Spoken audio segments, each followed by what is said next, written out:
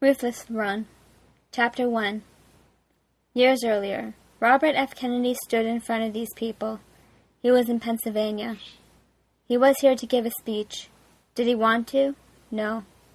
Robert Kennedy was above all a man with convictions, and he did not feel the necessity of speaking in front of these people on the holiday St. Patrick's Day. He knew they needed to see him, and there was a crowd. It was cold outside. He really didn't feel like being here, and the only reason he was here was for the better good of the nation, and the fact these people took it out of their heart to remember his brother. He looked out onto the people. He just stared before speaking. The people clapped. The people were seated in their chairs to see him. He sighed at the name of the school he had came to visit. A school would be built in the memory of his brother. It was a great gesture of their affection, but it was not something he liked to do. He was sure when they didn't expect the outcome of his brother's death. But now his death was a certain thing, so they named a school in his honor. His brother was dead, and he was stuck giving a speech about St. Patrick's Day. He looked out onto the people for a long moment, gathering his speech together. He would give this speech to the friendly sons of St. Patrick of Lawanda County.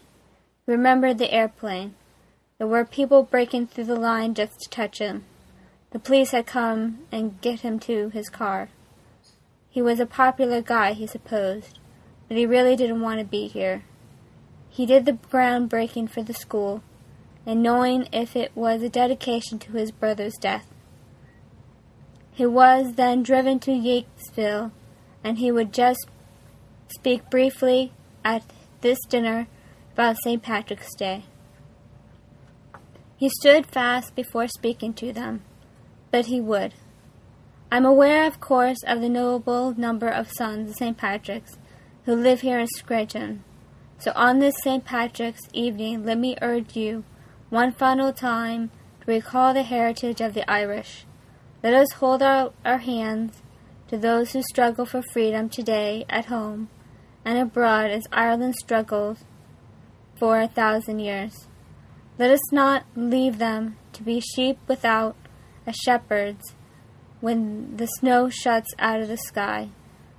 Let us show them that we have not forgotten the countenance and the faith and the hope of the Irish.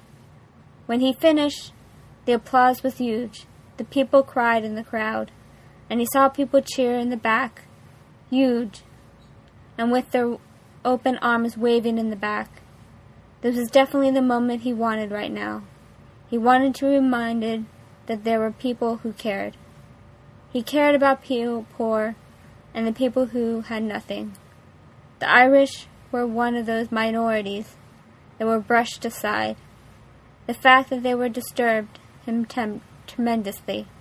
Bobby waved his hand and left the podium. This wasn't the place for crying or showing his emotions in front of people. He was a private person. He was a person who didn't care to show his emotion to people. He would choke up if he talked about his brother, but he wasn't ready for that yet.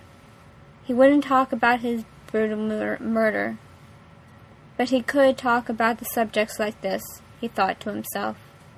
He wanted to know things from people. He wanted to feel the response to him after all this death in the country. The country was heading down a road that Kennedy didn't think was manageable anymore. He just knew things and said things to make people quiet up about his brother. He just indicated things about things in his life and in his job. He did these public appearances for the better of the country and his brother's name.